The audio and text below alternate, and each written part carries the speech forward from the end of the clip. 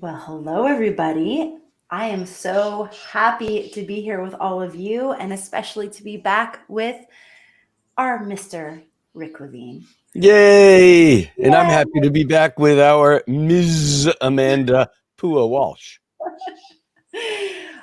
And we get to look at July today. So we're going to be just peering into the future to get a sense for the cosmic tides that we'll be navigating in this summertime. I mean, well, summer for us, but winter for That's our right. Jennifer just logged on from Australia, and so it's the winter solstice for Jennifer. We're recording this just a day after the solstice on any part of the planet.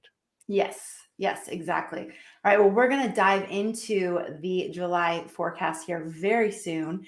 Before we do that, I just wanted to make sure that you knew about our Instant Insights Week, which we are hosting this week on the Astrologer Connect platform. So if you have any burning questions that you would love astrologers like Gemini Brett, Clarissa Dolphin, or Taylor Schuler to answer, they are live right now. So you can go to astrologyhub.com/connect and ask your question, have them look at your chart, get a quick question answered. Let's see. Clarissa Dolphin is an incredible harmonic astrologer. So if you're interested in harmonic astrology and getting a read on your chart from a harmonic perspective, she's amazing. Absolutely incredible. Taylor Schuler is awesome for career questions, kind of life path questions. What is your unique ability type questions? And Gemini Brett's just kind of amazing at everything. Specifically, he is great at any relocation questions, travel questions, where should I move questions, but also soul purpose, direction. I mean, he literally can do it all. And if you have any questions on music, he's also good at those. Very good at music as well. So they are available right now on the platform. You get your first 5 minutes free. So if you have your question teed up, you can cover a lot of ground in 5 minutes. So yeah, and I heard a rumor about this program. I heard that Rick Levine may pop on suddenly somewhere. At least that's what I heard. That's what I heard. I heard it too. There's a rumor floating around that he might show up on Saturday at some point. And this is a man who has at least a 3-year waiting list for a reading, and he might show up on the platform on Saturday. So definitely be checking it out. And if Rick's making a cameo on there, that's definitely the time to jump on and get your question answered. Yeah. All right, everybody. So let's dive into July. If you have specific questions about July, put it in the chat. But let's start with that overarching theme, Rick. I know you've been sort of exploring options. I have. July is, we say at the beginning of every month, wow, the month ahead is really interesting. They're all the same. They're all interesting.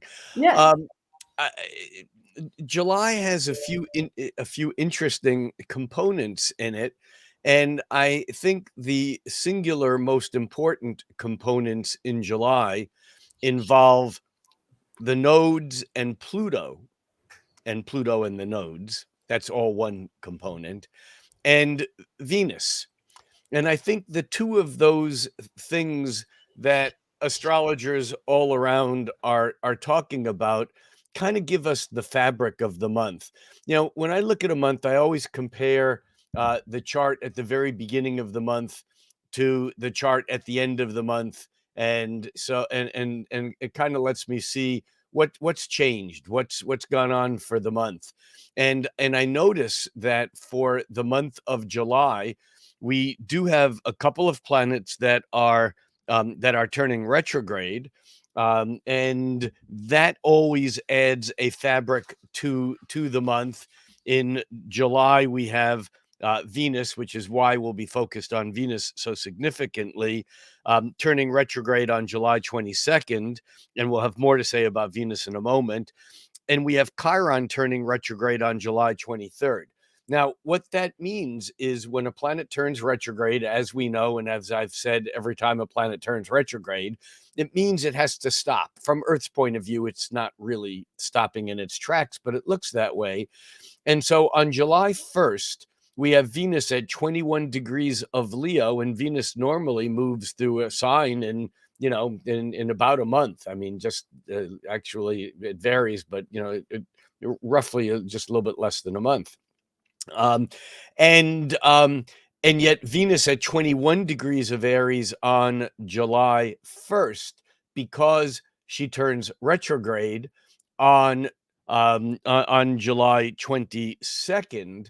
By the end of the month, Venus is only at 27 degrees of Leo, meaning that Venus, which normally can move up to nearly a degree a day, not quite that fast, um, she only moves only 6 degrees in the entire month. Now, because Pluto normally moves slowly, and Pluto is now retrograde, Pluto moves about a half a degree all month. And as we work our way inward, we have Neptune, which just turned retrograde and at the end of June, and so we have Neptune moving less than a half a degree all month, and Uranus is the fastest moving of those outer planets, and Uranus only moves a degree all month. Although it's still moving direct, it's slowing down for its retrograde. And Saturn, which of course turned retrograde last month, is at it's at 7 degrees of Pisces on the 1st of July, and it only backs up just slightly more than 1 degree all month. The reason why this is significant is the outer planets, Saturn, Uranus, Neptune, Pluto, and Chiron, which is at 19 degrees of Aries, almost 20 degrees of Aries on July 1st, is at 19 degrees of Aries, almost 20 degrees of Aries on July 31st. Now, this is like being in the doldrums. The word doldrums, people use the term, I'm down in the doldrums. It comes from when the old trading ships had to go, let's say, from England to India under wind power. They had to cross the equator twice. And in order to cross the equator, they had to go through this area in the northern and southern hemisphere. The trade winds just naturally blow. But when you get close to the equator, there's this area where the winds can stop. And these were called the doldrums. And these ships under wind power could just float around endlessly for days, weeks at a time, and there was just nowhere to go and nothing to do, and could be terrible if you were down in the doldrums. And so this is kind of this summer, in some ways, that's the overall theme, because all the outer planets are barely moving. And Venus, on top of that, which normally has oomph, is moving slowly because it is slowing down all through July to turn retrograde, and it doesn't go very fast by the end of the month being retrograde either. The only planets that are moving regularly are the sun and the moon, because they never go retrograde. Mercury is moving very fast because Mercury has come out of its retrograde. And in fact, we begin the month with Mercury having just aligned with the sun. And so this is Mercury at its fastest. And we also have Mars kind of pretty much cruising along, and Mars does change signs this month, and that's significant. Mars has been in Leo, and Mars moves into Virgo on July 10th. Now, Mercury, which is moving unbelievably fast, we begin the month with Mercury in Cancer along with the sun. And so communication is relatively contained. It's dealing with older issues, emotional things. There's that sense of even politics is driven by kind of a passive aggressive kind of energy, where people are defending their position rather than moving outward, even though Venus and Mars are both in Leo, and we're getting some of that outward energy. And in fact, we're getting some of that outward energy still in a square to Uranus. And so there's been some crazy stuff over the last few days, and through the end of June, as both Venus and Mars are either squaring or just squared Uranus, which is a bit of an electrical, kind of shocking energy. But with Mercury in Cancer, there's still that sense of holding back words.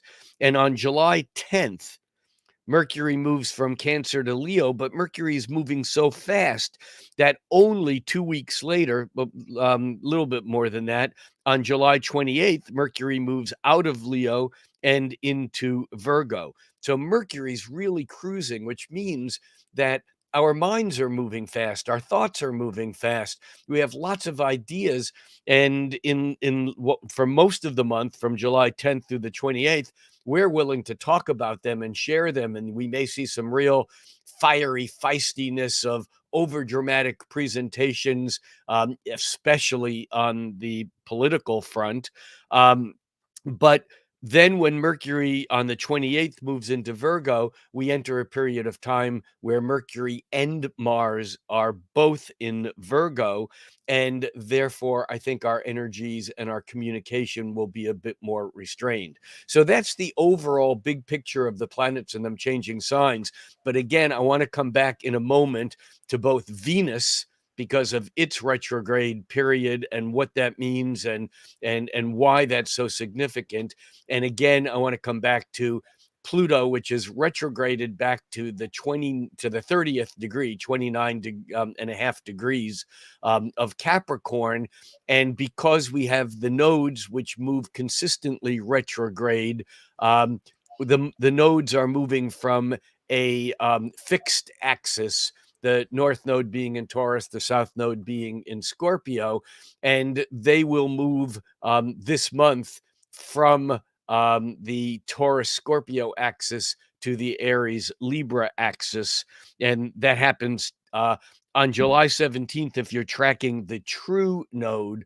And the thing is that with the nodes, because they wobble so greatly, many astrologers use the mean node, which is like an average kind of a position. But because we have a higher level of accuracy, many modern astrologers are using the true node, which covers that wobble very, very closely. Because the moon's nodes, that wobble happens over the course of a few days, retrograde direct. And so we'll look a little bit more at that and why that's important also. Okay. So you started this conversation about July very focused on the speed of the planets. So you mentioned that there's a lot of planets that are going uncharacteristically slow. Mars is kind of in its normal pace, and Mercury is moving really, really fast. Yeah. And then you talked about being in the doldrums as kind of the experience of these slow planets. Can you give us a little bit more about how we're going to experience all those planets moving so slow? Yeah, well, when we're down in the doldrums, the ego that has direction doesn't like that much, because the ego wants to get to India or home to England or Spain or Portugal or wherever you're going, and all of a sudden it's like you lose power. And yet, that's also a great time for just regrouping, for resting, for recapturing the sense of the present moment, as long as it doesn't last very long. Because when that present moment lasts and lasts, we begin to get restless and maybe even frustrated. Now, I don't want to lean on the word frustration here all that much, because often when it's the true sense of the doldrums, we don't even have the energy to get frustrated. We'll just chill. We'll eat another sandwich, change the channel on the TV, go to the beach, and so when we're looking for a title here, I said summertime blues. But it's really like in the good old summertime, there's something here that has been a kind of like we've kind of begun to get some traction, but we're just not going very fast. But the difference is that going back 2 or 3 years ago, and I see that Michelle said we've been in the doldrums for 3 years. No, we haven't. There's a difference between being in the doldrums and being tied up and or locked up. That's not in the doldrums. There, Mm, you're being restrained and you don't like it necessarily, or you have absolute strong reaction and emotions. When we're in the doldrums, we just don't have the energy or the power or whatever. Now, mm, granted, Mercury and Venus are still in Leo, and so there's this kind of false front that we have of things. I say false. It's a shallow. It's not a very deep front of we're spinning wheels and we are maybe moving and there are things happening, but on a deeper level, they're not happening as fast. And I think that that's really the bottom line. And what we need to do in response is we need to use this time wisely, because when things are going crazy and when we're doing this and that and trying to keep, we're wishing that we could have a day off or two. So I'm not saying we have the entire month of July off. We don't. But I think that this is a really powerful and profound time to review.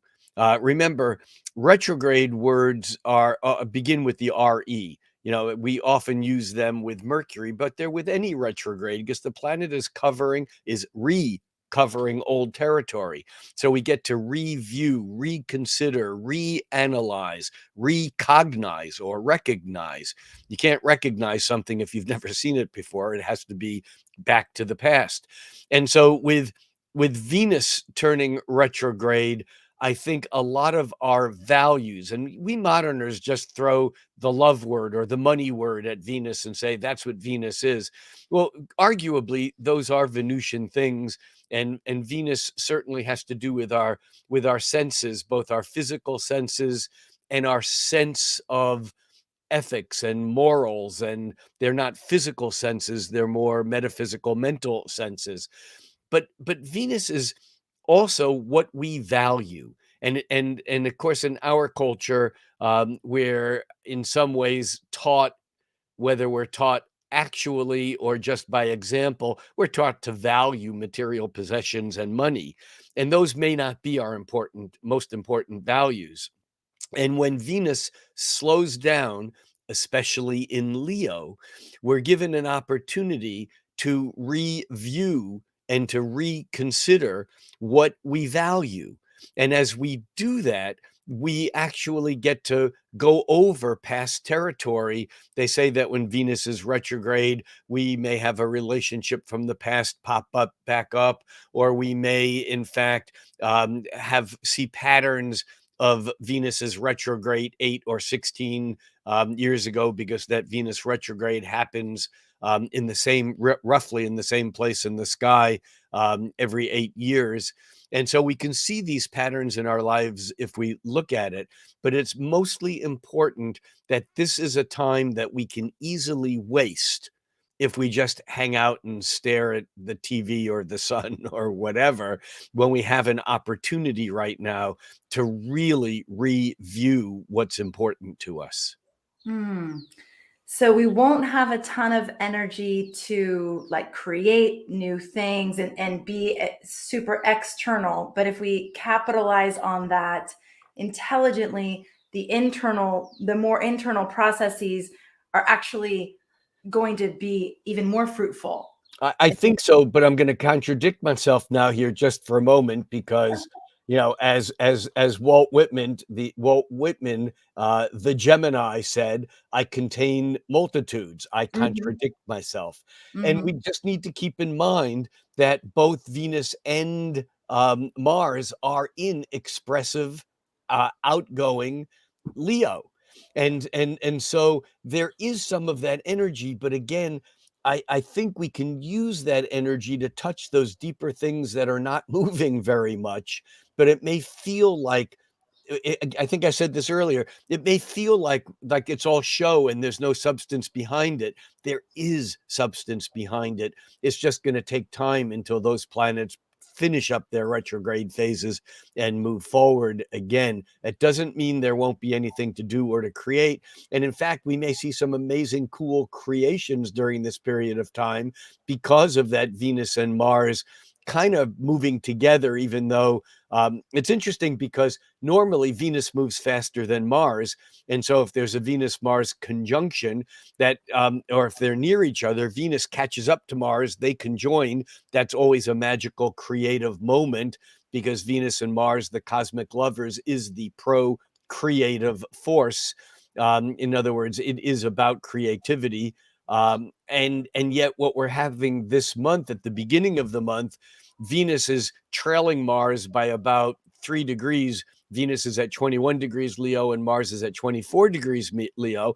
But Venus is, even though she doesn't turn retrograde until the 22nd of the month, she's slowing down day by day by day. And she never catches up to Mars. So when we do this a day at a time, by July 10th, Venus has only reached 25 degrees of Leo and Mars is at 29 Leo. And then by the, what did I say earlier, the 11th, the 12th, the somewhere in there, Venus Mars reaches Virgo on July 10th. And so when Mars hits Virgo on July 10th, all of a sudden it becomes apparent that Mars is running away from Venus because Venus has to go through its entire retrograde and Venus doesn't leave Leo until October 8th.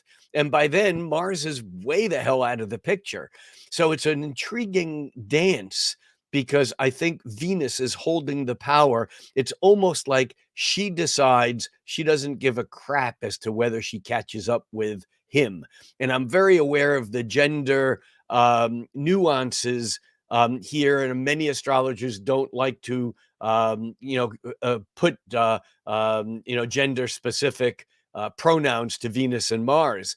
And yet I think it conveys something very important because Venus is a yin and or feminine energy. And this is not referring to sex now, it's referring to gender expression.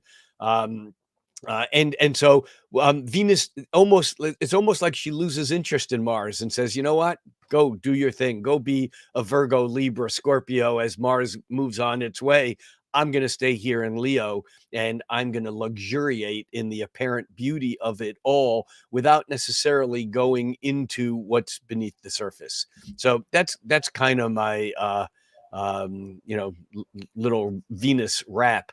And yeah, and that's enough for now. We'll come back to Venus with some dates in a moment or two. Okay. Yeah. It's kind of reminding me of what you were saying around the new year. And maybe I'm just totally jumping, but no, but the new year had Mars retrograde and Mercury retrograde. Yeah. And it was the same thing, but very different because the outer planets then were all moving forward. But now the outer planets are all either slowing down to retrograde, or recently we've had a combination of Saturn, Pluto, Neptune, and now Chiron and Venus turning retrograde. So it's similar but energetically different. Yeah, you were emphasizing that we may feel like our social engagements needed to have some depth. That it wasn't the time where we would go out and just do everybody get drunk and do the New Year's thing. It was that we would have more of like an intimate party where we're actually talking about real things with people that we love. And it was just, there was a little bit more of a depth and meaning that you were emphasizing. And I'm just reminded of that. I don't know if it's exactly the same, but it feels similar. Yeah. Yeah. I think it is in some way there. But I think the Venus retrograde really has a tonation of its own that's very different than the Mars retrograde, which becomes kind of an internalized anger. We heat up, there. And with Venus retrograde, I think Venus retrogrades more naturally because it is a yin energy, because it feels comfortable when it's not out fighting or conquering or conflicting or pushing into new territory. And remember, Venus hums in the sky in a very magical way to Earth, maybe more magical than any other thing up there, because the ratio of the orbit of Venus which is 224 and a half days, to the ratio of Venus to Earth, which is 365 and slightly less than a quarter, 365.24 days, that ratio is 1.62, which is the golden mean or the divine proportion. For those of you who have taken either my fundamentals or the harmonic aspects course, you understand the relationship between Venus and the quintile, because the 5 conjunctions that Venus makes with the Earth from the sun's point of view, those 5 conjunctions occur every 8 years, 5 and 8 being Fibonacci numbers, which are the golden mean proportion.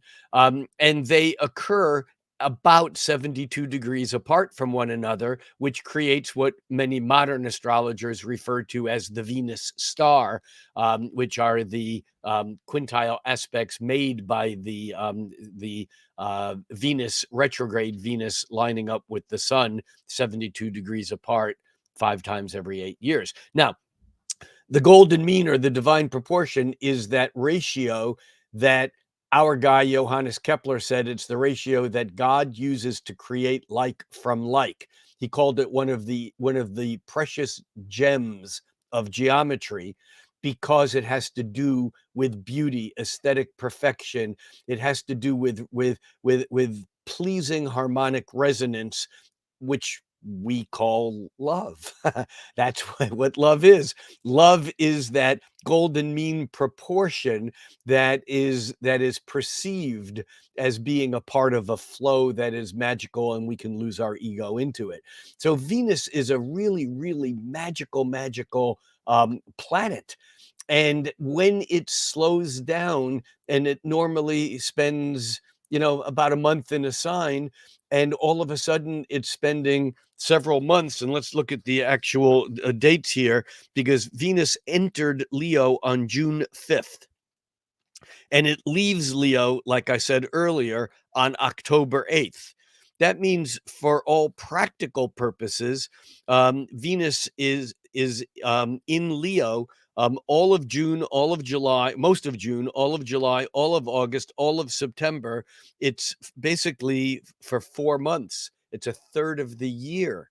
And so anyone who has fire sign planets in their chart, sun, moon, ascendant, any planets, those are going to either be conjoined or trined by Venus, and during this period of time, and especially those with planets between 12 and 28 degrees of fire signs. Why? Because Venus will turn retrograde at 28 and a half degrees of Leo, and then it retrogrades all the way back to 12 degrees of Leo. So if you have planets in that area, Venus is going to go all the way across from 12 degrees to 28, and then back to 12, and then all the way forward then through 28, and then it'll keep going. And as many viewers know, that when a retrograde planet goes over the same area of sky 3 or 5 times, even in the case of Neptune or Pluto, that we call this the shadow. And so, I think I once heard Brett refer to this as retro shade, and I like that word. I think that's Brett's word. I'm not sure. But what that means is that when Venus moved originally through that 12-degree point of Leo, which was back on June 19th, and until it then goes retrograde back to that point, and then direct, and then goes through that 28-degree point in October, it will be in its shadow, meaning that things related to Venus won't feel complete. There's that concept that 3 strikes and you're out, which I know is a baseball term, but it's things seem to happen in threes. And the reason is that because that retrograde phenomenon makes 1, 2, 3.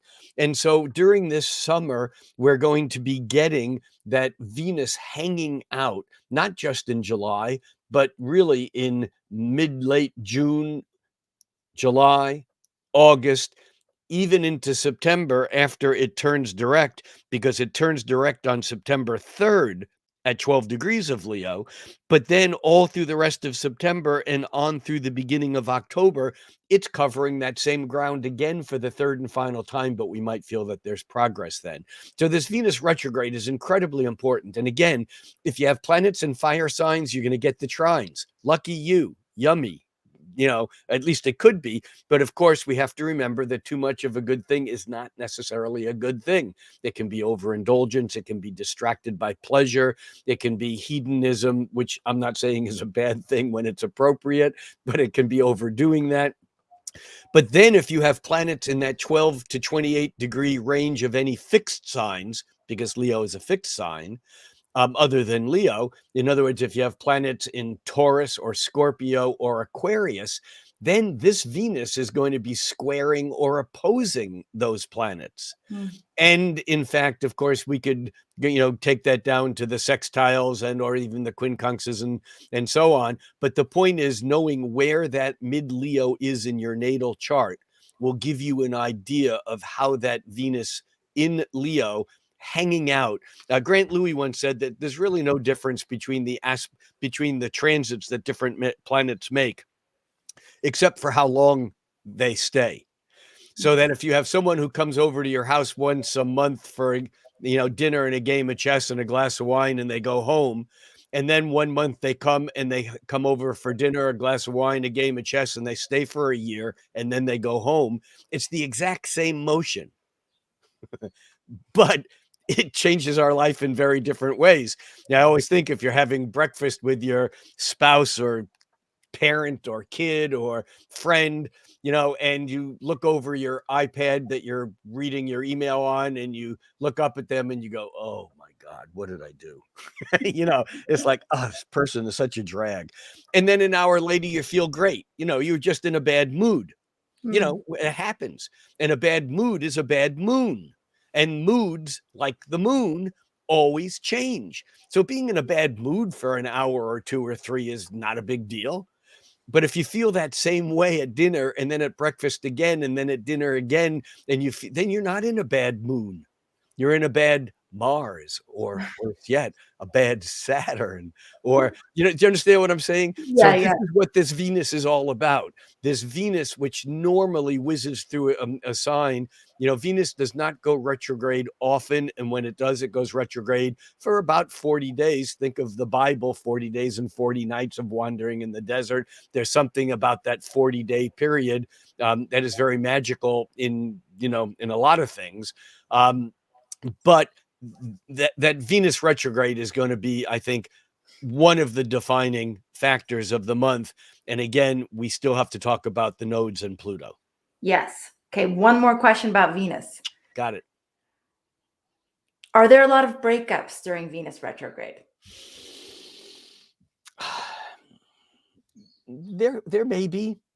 I try to stay. I mean, we've done stuff.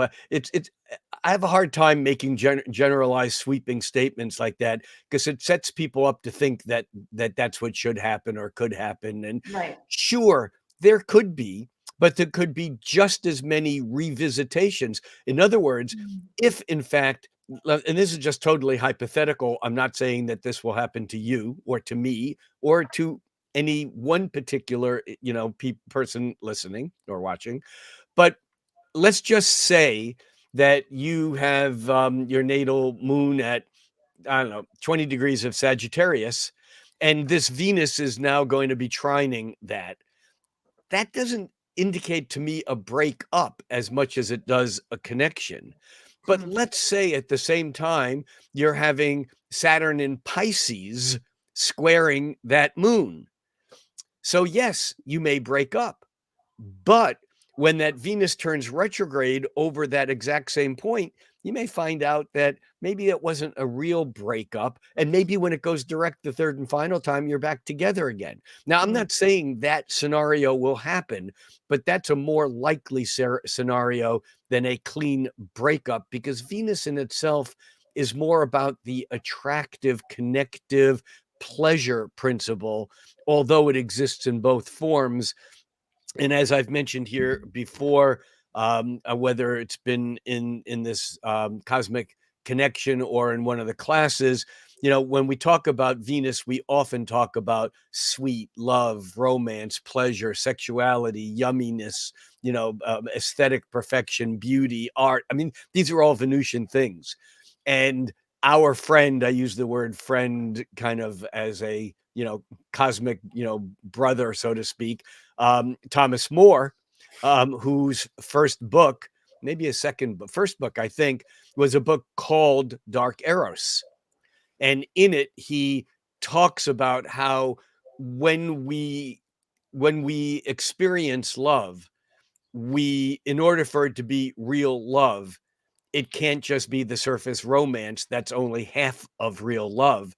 It has to include what he calls dark eros, which Jung might call shadow work, but it's that less pretty part of love that comes out in some characters that actually Thomas More used in his book as examples, like the Marquis de Sade, from whom we get the word sadism or sadism.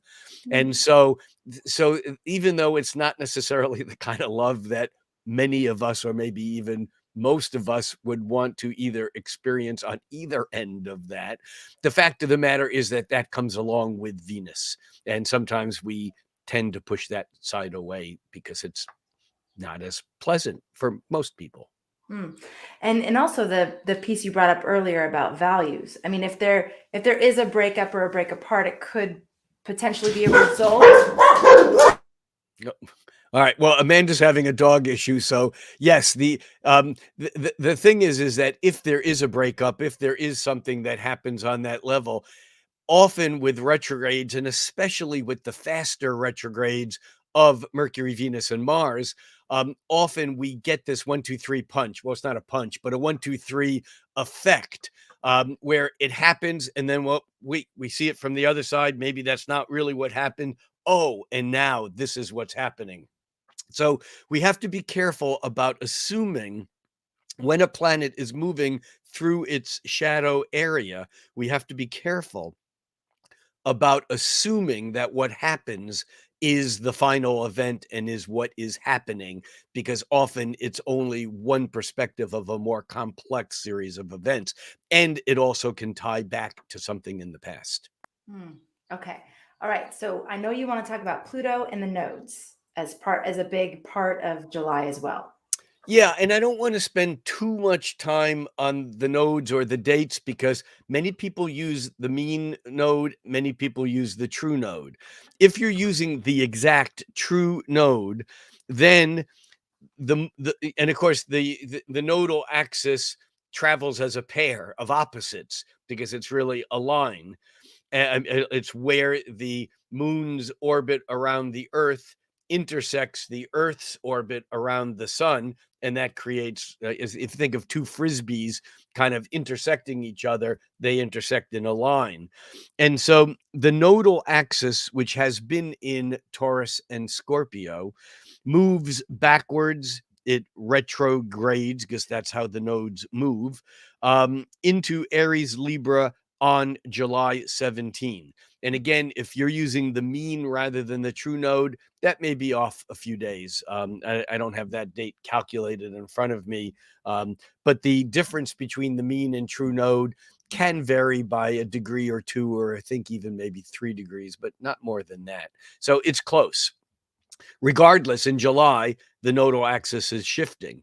And I find it a little tricky. I think a lot of astrologers put more weight on the sign that the nodal axis is moving into in the date than I personally would. I don't necessarily always see the results as significant as other planets, but theoretically, the difference will be that while the nodes were in Taurus and Scorpio, the results were more tangible and more about tangible, meaning the Taurus side, the material, the physical, the monetary, and the other side, the Scorpio, the complexity of those relationships that create the monetary, the material, and the physical.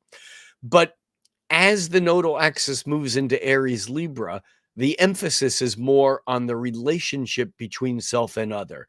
It's more about the relationship between the impulse to be an Aries, to survive, to have ego, to have a sense of self. And that sense of self can be me, Rick Levine, but that sense of self can also be me, human. It can be, it can be an all-inclusive sense of self, but there's still a sense of doing something that is tied to one perspective. Whereas Libra, the other side of it, can simply be another person in your life, but it also can be an opposite idea. It can be, it's the reflective other side of any coin of any issue.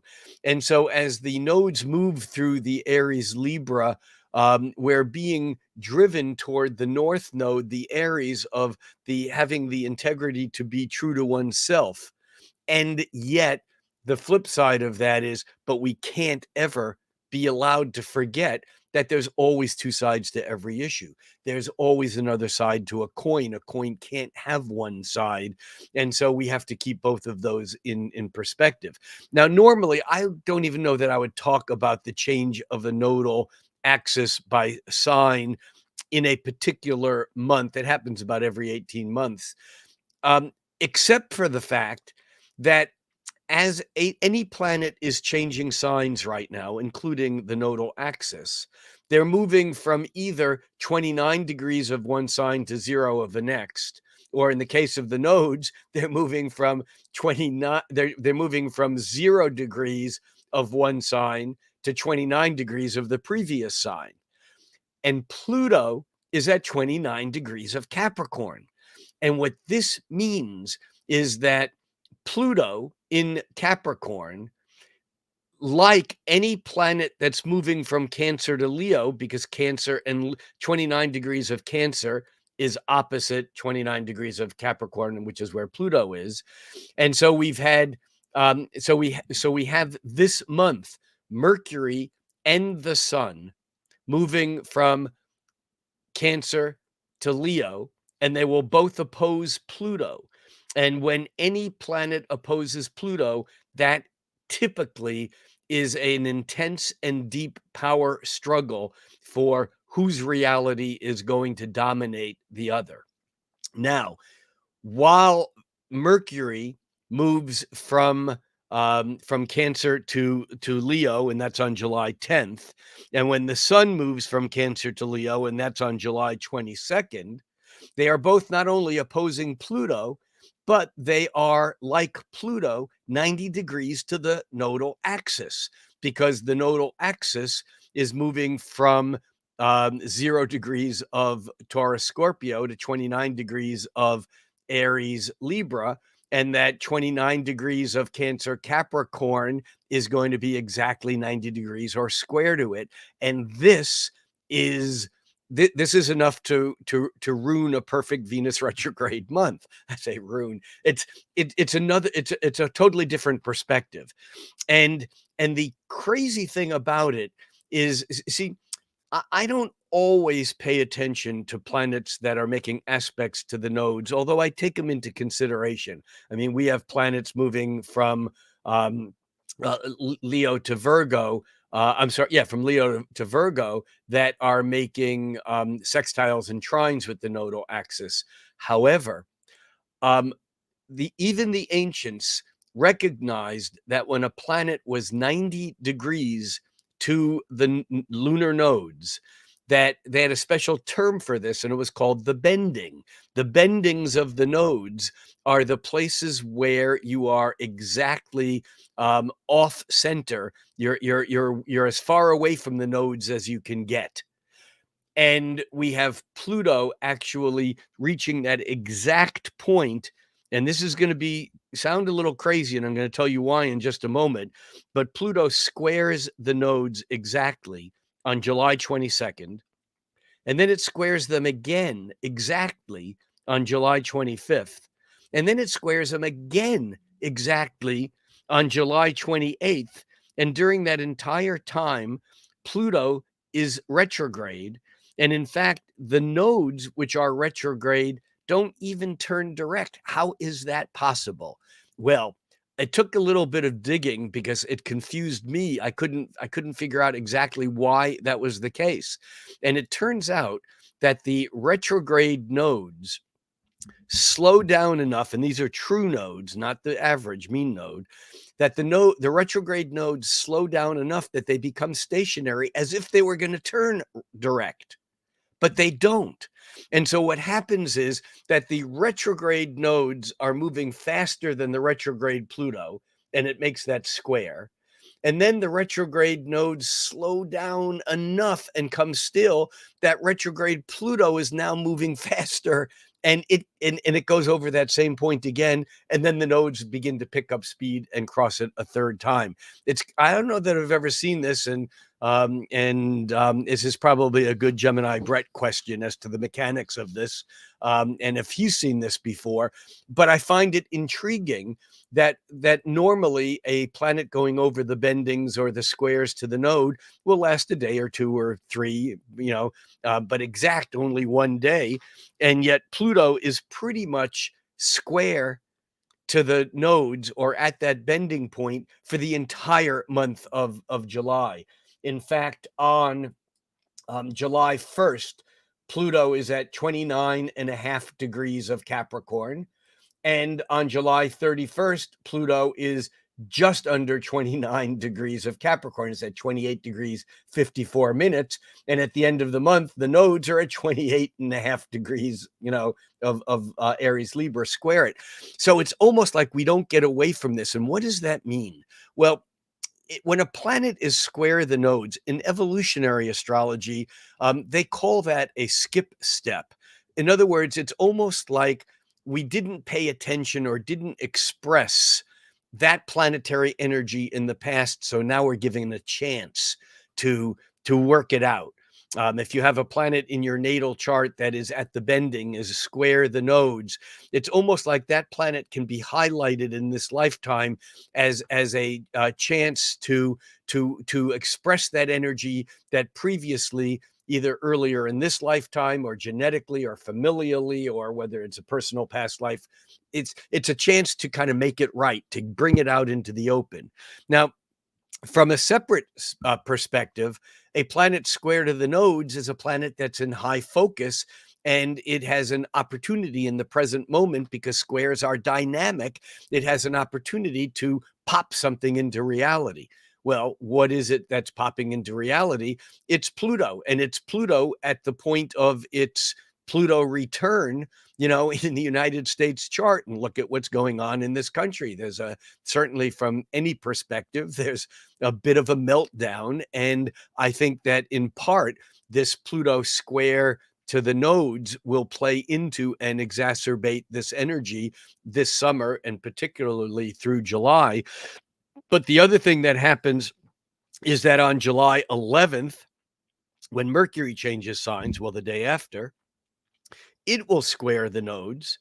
And in fact, on July 21st, the day before Mercury's exact, to the minute, to the second, the day before that, the sun, as it will actually on July 21st square the nodes. And so we have this sense of this heightened energy that's not necessarily reflected in external reality as much as it's reflected in what's going on that's driving the movement, driving the movement. I'm looking for another word. What's motivating us that we're moving through this phase, and so it's a potent thing. It's certainly an opportunity, and so the thing is, and someone said maybe I typed the wrong or said the wrong word. The three Pluto squares, the exact, are July 22nd, 25th, and 28th. But it's pretty much within within a hair's width away for the entire month. And so Pluto is in high focus this month, as is Venus.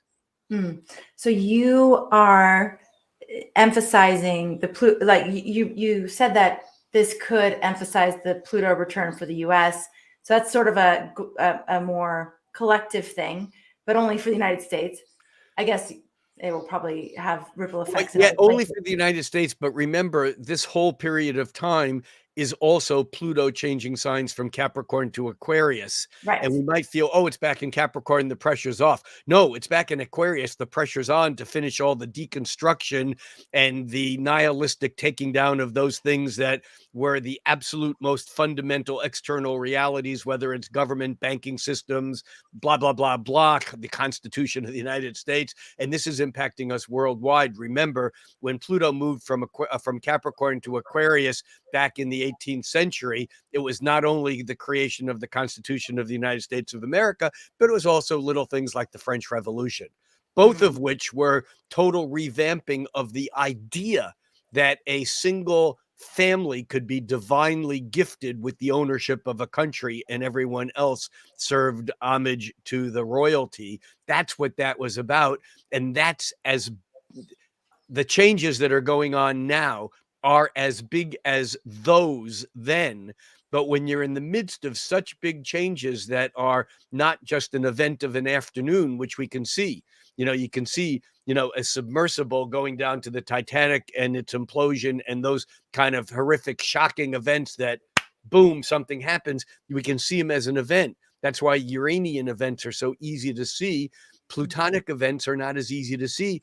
Can you see a glacier moving and taking down an entire mountain? No, because it goes so slowly that our perceptions don't see it. So when we're in the midst of these huge kinds of shifts, if we were alive during the French Revolution or even the American Revolution, or as the Brits call it, the American War against England, you know, it would have seemed like a big deal. All war is a big deal, but no one would have imagined it would have been as important for the trajectory of the planet as it was as it was perceived at that time. Did that make sense? Do you understand Yes. why this? And that's why 2020 beginning, well, 2010 through 2015, beginning with the Uranus-Pluto square, turning into the Saturn-Pluto conjunction in January of 2020, turning into the Uranus-Saturn-Uranus square of 2021, 22, and now into 2023, all of this stuff. That's why these changes are so important, because we're on this large trajectory of tidal change that is larger than any of the single events that we perceive, whether we read the news or in our own lives or whatever. It's bigger than we can understand in this moment. That's why I like to say, think cosmically, act locally. Yes. Okay. So bringing it to that local, that piece, how will we individually experience this sort of skip step, the Pluto square the nodes all month? Like it brings Pluto into focus. So does that just mean it brings Pluto into focus in our charts wherever it is? Well, yeah, or it may in fact, it may in fact bring Pluto into focus in our charts, but it may also impact the outer events, the circumstances in which we live. In other words, when we look at the Saturn-Pluto conjunction and the corresponding stuff of 2020, the Saturn-Pluto, and then the Jupiter-Pluto, and then the Jupiter-Saturn great conjunction, that whole year, the external events were so overwhelming, whether it didn't matter what your response was to it, what you thought was happening, or how you individually reacted, that it impacted society, that impacted all of us. Now, depending upon your individual chart, some people did fine through it and other people did not do very well at all. And some people were radicalized and other people were more convinced that the governments were taking care of them. I mean, in other words, there's an entire spectrum of how we react. And I think that these larger transits are the same way. And for those people who had planets that were being directly impacted by those particular conjunctions, they may have had a more immediate and urgent, positive or negative, depending on how they integrated it or depending on how it hit their chart. But it's hard to say how we will react individually. I'm looking for an ongoing trajectory of craziness out there that will impact us, some people more than others, some people less than others. Remember, Pluto is in Pluto is in Capricorn for the rest of the year and won't go back into Aquarius until next January.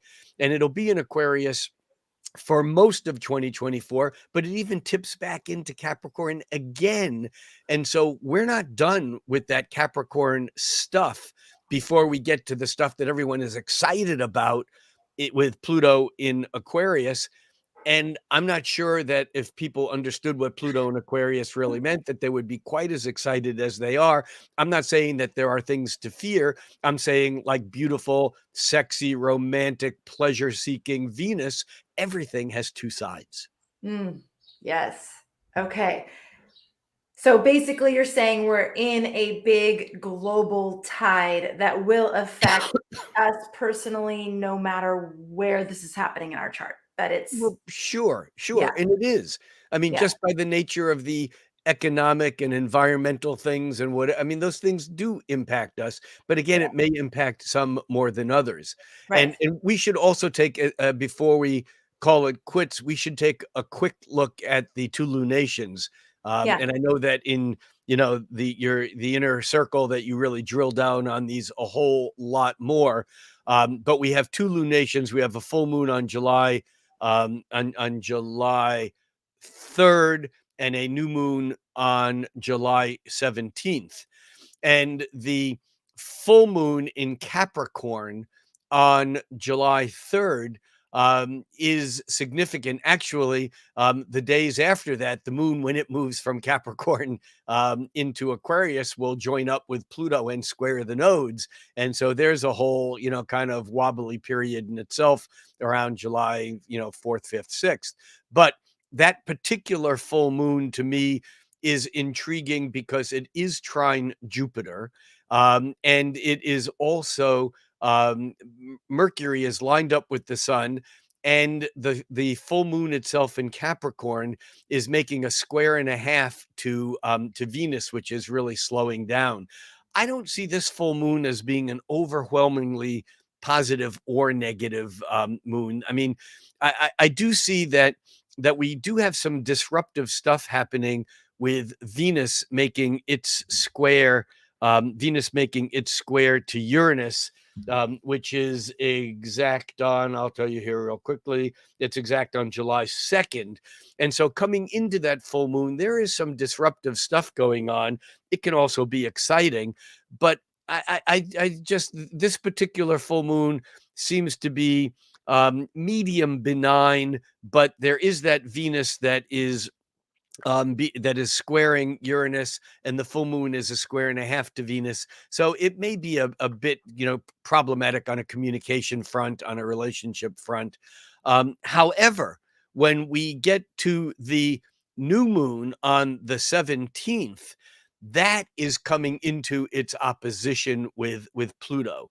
Now, the new moon itself is at 25 degrees of Cancer. It's actually 24 degrees and 56 minutes, but we can think of it as 25 degrees of Cancer, which is about 4 degrees away from being exactly opposite Pluto. Now, normally 4 degrees might be a little wide when we're looking at a lunation, but what this really means is that the moon moving through Cancer is going to 8 hours, approximately 8 hours. That's 1 degree of moon's motion every 2 hours. The moon is going to oppose Pluto later in the day on July 17th, the day of that full moon, of that new moon, and it will then change signs and it will square the nodal axis. So there's kind of an exacerbation that this new moon is coming into the square to the nodes, and then the sun, just a few days later, as we talked about earlier, the sun will be squaring the nodes on July 21st. And in some ways, all of that is tied up in that new moon in Cancer. This is, I think, a more complicated a more complicated lunation, new moon. And I should also note that Venus is quincunxing Neptune, and that Mars is actually coming out. Venus is also quincunxing Pluto. And here I should just mention in passing that whenever I look at a month, I always take a quick look at what are the most predominant aspects for the month. In other words, not what planets are making the aspects, and not even not trying to interpret any particular aspect itself, but simply looking at, when I look at the month in its entirety, are there more squares or are there more oppositions? What's going on for the entire month based upon just the overall sense of the planets themselves? And when I look at this month, I was immediately, I wouldn't say overwhelmed, but certainly amazed at how many quincunxes there were through the month, because we have a Mars quincunxing both, actually, Saturn, Neptune, and Pluto are being quincunxed by Mars, Mercury, and Venus throughout the month. And so we have on July 6th, Mars quincunxing Neptune. On July 9th, we have Mars quincunxing Pluto. On July 14th, we have Mercury quincunxing Saturn. And then then we have on July 15th, Venus quincunxing Neptune. Then on the 26th, we have Mercury quincunxing Neptune. And then on the 27th, we have Mercury quincunxing Pluto. And then on the 28th, we have the Sun quincunxing Saturn. And then on the 30th, we have Venus quincunxing Neptune. It's crazy. And what are quincunxes? They're annoying. They're adjustments. They're basically trying to get something right that wasn't right. Think of the Virgo trying to fine tune reality to understand what's important and what's the most useful. And especially with Mars moving into Virgo, I think that this also becomes a key component of the month. Rick, do you want to take this question from Jeremy? He's wondering if there's any significance to the nodes on the cardinal cross. Yeah. That was it. Yes, there's a significance. Yes. Okay, so remember that our entire system of astrology has nothing to do with the constellations.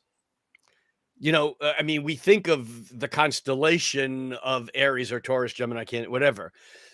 But our astrology is based upon a cycle that is set anew every year at the moment of the ascending equinox, in the north, the vernal spring equinox. And so in Uranian astrology, which is a branch of astrology that came out of early 20th century Germany, cosmobiology and Uranian astrology, just like we map the location of the sun or the moon or Mercury, Venus, Mars, Jupiter, Saturn, Uranus, Neptune, Pluto, Chiron, Eris, the midheaven, the ascendant, the nodal axis. In Uranian astrology, the 0 degrees Aries is considered to be a point in anyone and everyone's chart. It's the Aries point. And the Aries point is significant because it's like the alpha and the omega. It's the 0 point. It's the beginning of the cycle and the ending of the cycle. And from that standpoint, yes, the nodes going over that cardinal point are significant. However, that's not what's happening this month, because the nodes are going basically from 0 degrees of they're going from, how do I say this? Let me get this right. They're going from 0 degrees of fixed to 29 degrees of cardinal. And it's the 0 degree cardinal point is the actual point itself. So in other words, the nodes are not on the, it's when the nodes in about a year and a half, in about 18 months, when they hit 0 degrees of Libra and 0 degrees of Aries backing into 29 degrees of Pisces and Virgo, that will be the cardinal points. They're in cardinal signs, but it's not the cardinal points. So yes, it's significant, but I would also I would not use the nodal points to represent points on a cardinal on any sort of T cross, or not T cross, grand cross, because the nodes always have that opposition.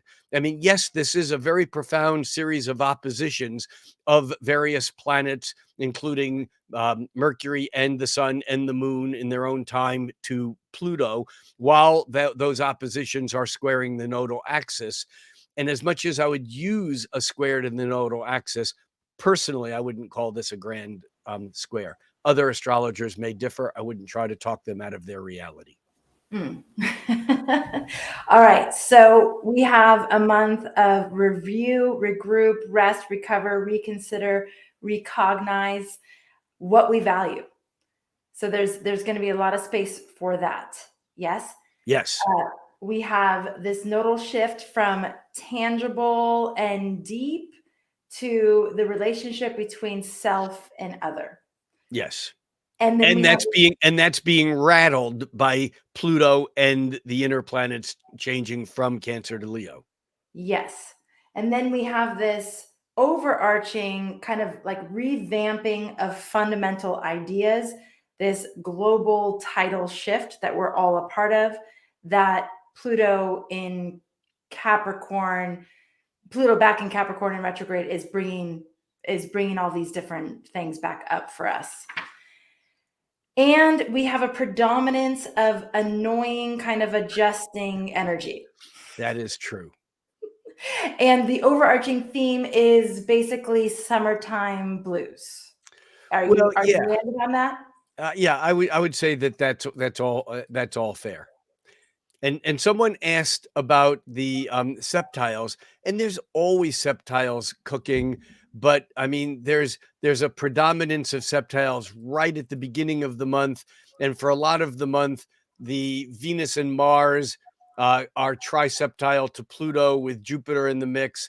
I mean, I don't know that it's extraordinary from that standpoint, but there certainly are, as we move through the month, periods of strong septile or otherworldly energy. I think that as we get to right around the Pluto square the nodes at that same time, around July 2024, in that period of time, we also have Jupiter making an exact biseptile to Pluto, and Venus making a biseptile to Jupiter, and the moon coming through that. So yeah, there are septiles, there always are, though. And I tend, unless asked, not to talk about them unless they're like overpowering, and because they confuse people. And that's not my role here. That's my role in other places. All right. Well, if you want personalized guidance and input on your chart and how you will be working with these different energies, the Venus retrograde, the Pluto square, the nodes, all the different things that we talked about, you can hop on over to Astrologer Connect, see who is available right now to take your call or your chat or your audio. You can do video, audio, or chat, and ask your question and see if you can get some insights and some direction. If you have a birthday coming up and you want some birthday insights for your year ahead, it's a great place to go. You really may want to check it out on Saturday, because we may be having a cameo appearance from Mr. Rick Levine himself, which is amazing. So you might maybe no promises, but maybe. Yes. Probably, if so, probably later in the day. Later in the day, Pacific time on Saturday, Rick Levine might make a cameo, and you might be able to get him to look at your chart, which would be amazing. The other thing is, we are going to be running a special for astrology foundations next week. So if you are not on our Cosmic Insider mailing list, now would be a great time to get on. You can go to astrologyhub.com/insider, and then you will find out about the special that we're running on astrology foundations. So if you haven't already taken that, there's some little special incentives to sweeten the pot for you. So go to astrologyhub.com/insider and make sure you're on that list, and we'll make sure that you know what they are. All right. Anything else you want to say in closing, Rick, to just send us off into July? Three things. One is I'd like to acknowledge Daryl, who I agree with. He says there ain't no cure for the summertime blues. Good one. Number two, I would just like to say that I saw some people chatting about the Omega Institute weekend that will be Ann Orderly, Lynn Bell, Maurice Fernandez, Rachel Lang, and myself. It's like a privilege to be hanging out with four such awesome, astrologers. And that's just north of New York City. And there are still some openings. I think it's going to fill up, but there are still some openings. And someone was asking about carpooling from where. I don't know. You didn't say that, but yeah, I'm looking forward to that. And also my 10-day retreat in Goa, India, which is December 6th through the 16th, is also filling up. Well, it's a little bit more than half full right now. So there are maybe about 10 or 15 slots still open. That will fill up. And you can find out all about that, a day-by-day curriculum, by going to Heaven and Earth Workshops. That's all one word, heavenandearthworkshops.com. And that's going to be my highlight of the year. And I think the highlight of the year for pretty much anyone who's coming. I hear that Amanda might be joining us. I might make a cameo at your retreat, and you'll make a cameo on Astrology Connect. I like it. I'll tell you what, I'll commit to making a cameo on yours if you commit to. No, I'm kidding. Okay, Discerning Light is asking, what are the hours you can do this? It is 9 a.m. Eastern to 9 p.m. Eastern. We have astrologers staffed. You could totally get lucky at another time, and there might be an astrologer there, but we made sure that there are astrologers there from 9 a.m. to 9 p.m. Eastern this week, so that your odds of getting an astrologer live is very, very, very high. We have Clarissa Dolphin and Taylor Schuler on there right now. Gemini Brett was on there just a little bit earlier. And like I said, Rick might be there on Saturday, which is really cool. Pretty in Pink's wondering, when's your next cafe event? Because I'll be at Omega, there is none on this.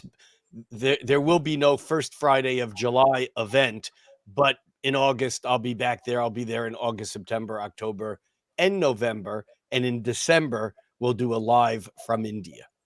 Wow. That's epic, Rick. Yeah. All right, everybody. Thank you so much for being here. I hope that you feel prepared and that you have some insights and clarity on the month ahead. And wait 1 second, because someone, Discerning Light, said 6 a.m. to 6 p.m. Pacific. And no, that's wrong. It's 6 a.m. to 6 p.m. Eastern. Isn't that what you said? No. 9 a.m. to 9 p.m. Eastern.